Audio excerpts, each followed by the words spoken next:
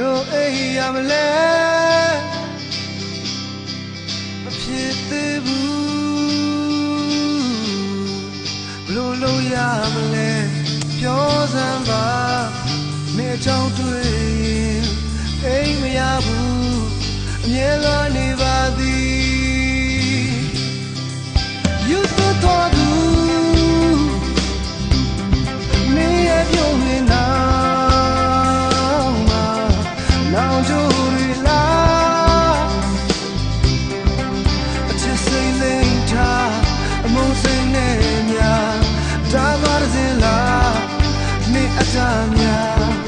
အမြဲမွေးလို့ထား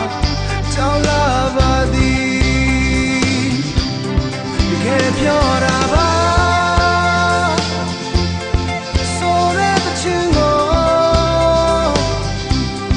ခံစားချိန်တိုင်းဆိုပြဘူးတဲ့နှခမ်းကြီးရဲလေမြတ်ဝအိမ်မှာဆွမ်းနေမိသူ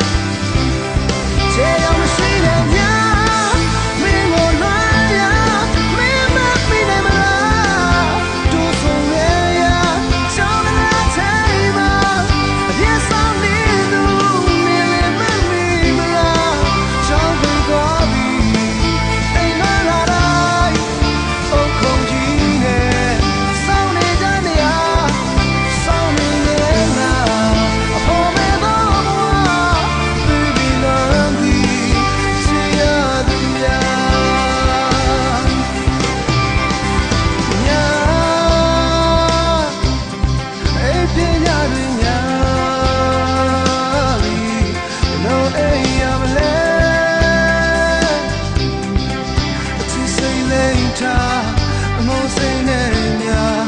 ဒါသွားစေလားနေအတား